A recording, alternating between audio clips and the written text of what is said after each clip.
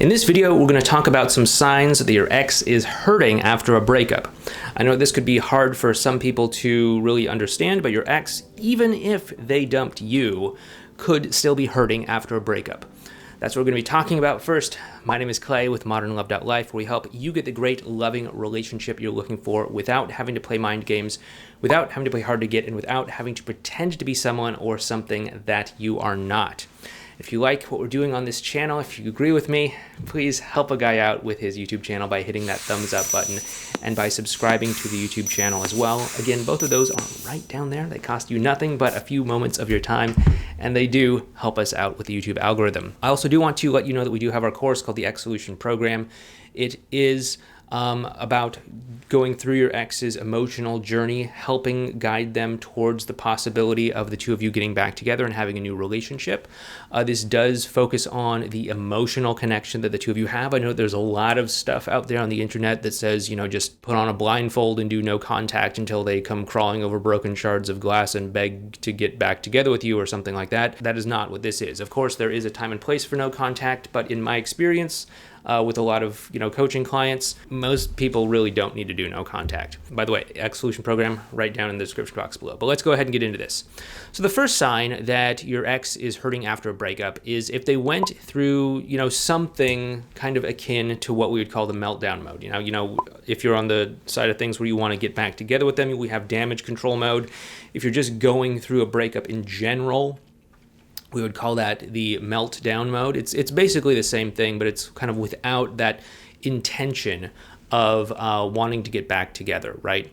So if your ex is going through this meltdown mode, they might do things like contact you to make sure that you're okay, to try to connect with you, to try to get closure in some capacity, to try to connect with you in some way. And typically what's going on here is that the two of you were in a relationship, and so you have this habit of kind of connecting with one another and turning towards one another. And when that relationship is over, there's still part of you that feels this instinctive habit to connect with them, to turn toward them, to try to share a bit of your day with them. And whether it's coming from a place of desperation or whether it's coming from just a genuine place of wanting to connect, if this happens, then yeah, it probably indicates that your ex is hurting after the breakup, because they do want to connect. They do feel this urge to get close to you. They do feel this urge to bond with you. They do feel this urge to somehow share something with you, but then that is kind of blocked off by the reality that the two of you are broken up, right? And so there's kind of this pain of disconnect there, even if they broke up with you.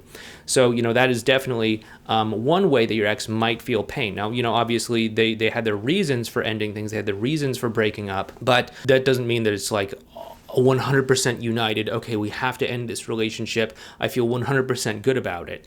That can happen, but many times your ex is probably kind of, like a little torn both ways. And there's like, well, there's good parts, but there's also bad parts. What am I going to do? I think we should break up. But then there's the good parts. I still want to feel close to you in that capacity. And so that's the first sign. The second sign is that they just totally wall you out. Stonewalling is what we call it in technical terms. Basically, they just wall you out. And the reason for this is because they don't feel like they can handle being in contact with you. They know that if they're in contact with you, it's going to stir them up emotionally. They're going to kind of slip back into that meltdown phase. And maybe they just know that they're not ready for it. Or they just believe that maybe they're not going to be strong enough to be able to, stay out of getting back together with you, or to stay resolute in their decision for ending things or something like that. And this can cause people to stonewall. Of course, there's also people out there who may have seen some of that other stuff out there about no contact and said, okay, I'm a person going through a breakup. I must always use the no contact rule. Let me do that. And that will somehow make magic happen in my life. I don't know. But stonewalling or no contact or being quiet or the silent treatment or whatever, that can be a sign that your ex is hurting. Otherwise, they would just be totally comfortable being in contact with you and they'd have no problem enforcing boundaries. If they are kind of being on that sort of stonewalling, quiet, no contact, silent treatment side, it just shows that there's a part of them that doesn't feel like they can be in contact with you, that doesn't feel strong enough to be in contact with you, that doesn't feel strong enough to stand up for what they want or to enforce a boundary. So they have to put some sort of arbitrary constraint around how they're relating to you and to the breakup, which is to say, I'm going to, intentionally withhold myself from being in contact with you. And that, typically does speak to a certain part of them that's hurting, that's yearning to feel close to you, that's hurting, that doesn't feel emotionally strong enough to actually be in contact with you, or to, say something like, hey, I just need some space right now, or something like that. And so these are oftentimes the actions of someone who is hurting very much. The third sign that your ex is hurting after a breakup is if they go into some sort of like destructive spiral, whatever that might mean for them. They might do something like, binge drink, or, go out and do things that aren't particularly in alignment with their own values, or things that aren't particularly good for them. They might do things to kind of like zone out. Like sometimes people will, go out and just like party all the time in order to feel good, in order to fill themselves up with this sort of like cotton candy fluff, feel good fluff of distraction. And it's not really very nourishing for their soul. This can be something that your ex might do. I mean, I guess people probably not doing that so much these days because pandemic and all that stuff. In a lot of places, there are lockdowns in effect, and we actually can't go out and party and do things and be social with one another. So your ex may not be able to do this, but assuming you're watching this from some sort of utopian point in the future where we're all able to go out and frolic and do freely as we want to, that is something that your ex might do if they were hurting and also living in a utopian future. This just shows that they're trying to numb their feelings. They're trying to gloss over them. They're trying to just sort of distract themselves. We have this saying that time heals all wounds when it comes to a breakup. And for some reason, people think that this is true. It's definitely not true. We can talk about that in some other time. But time does not necessarily heal all wounds. In fact, it can often exacerbate them. Or it can just sort of like cause the pain and the wound to linger for longer. But people do believe this, and so people say, okay, I just need time to pass, and so what's the best way to make time pass is to distract myself and just allow the passage of time to move. And so they might do things like, this numbing behavior, this distraction kind of behavior, and so on and so forth. And this leads us to the fourth sign that your ex is hurting after a breakup. And this is the big distraction, which is, of course, to have a rebound relationship. When your ex is having a rebound relationship, first of all, a rebound relationship is based off of how they are dealing with their emotions, not necessarily the time frame after the breakup. Oftentimes the time frame after the breakup can indicate how they're dealing with their emotions. Like if we went through a breakup yesterday and I'm in a new relationship today, it is extremely unlikely that I've dealt with my emotions in a healthy sort of way, and it is extremely likely that I'm now in a rebound relationship, but it doesn't necessarily mean that way. Doesn't necessarily mean that. And so a rebound relationship is obviously a form of distraction, a way of trying to force an outcome. Like, okay, I want to feel like I am over my ex. So if I'm in a relationship with someone else, therefore I must be over my ex. Therefore I must be emotionally okay. Oftentimes, if you can step back and look at the big picture, it clearly doesn't seem that way, but people believe this anyway. And so we want to be careful about rebound relationships. If your ex is in a rebound relationship, chances are they are hurting from the breakup. They're just not acknowledging it. They're not allowing themselves to feel that way. They're not being honest with themselves, and they're really just trying to hide their emotions, hoping that, time will heal all wounds. I might as well just distract myself for a period of time with this fun new relationship. Or, if it looks like I've moved on because I'm doing what someone who would move on, someone who would have moved on would do, which is to date someone else, therefore I must have moved on. These sorts of things are not true, obviously, but it's still something that people do. So if your ex is in a rebound relationship, good indicator that they're hurting.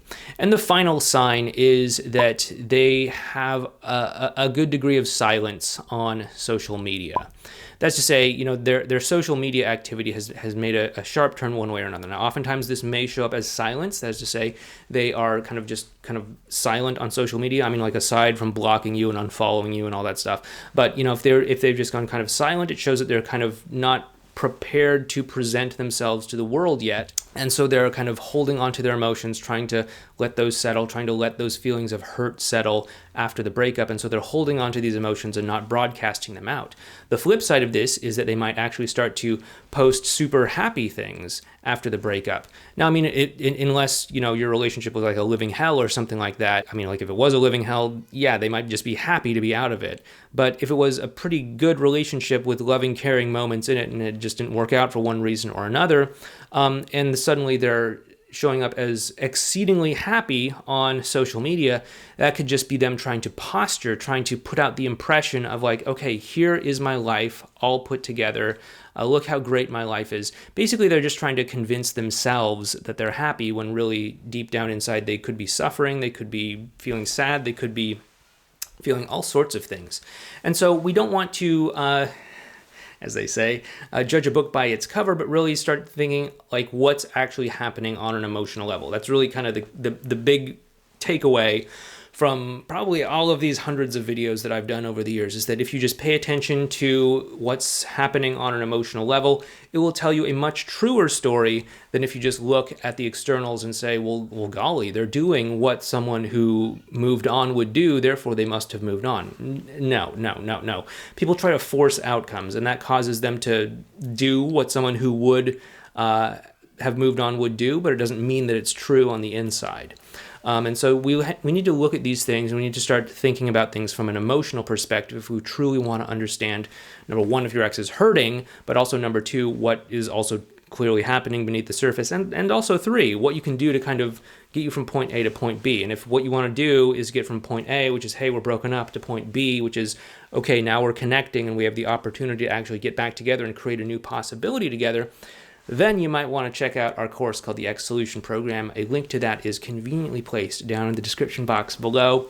Feel free to check it out. If it's right for you, you're more than welcome to sign up. If it's not right for you, no worries. I get it. You know, things aren't right for everyone. Not everything's right for everyone. You know, some people out there just want to play the no contact, hold your breath and wait game. And if that's you, cool, but that's not what ESP is about. Anyway, with that being said, if you like what we're doing here on this channel, hit that thumbs up button. Feel free to subscribe to the channel as well too. And if you want to learn a little bit more about what your ex is thinking after a breakup, please feel free to check out this video over here, or you might want to check out this video right here. Anyway, please take care, and I'll talk to you next time.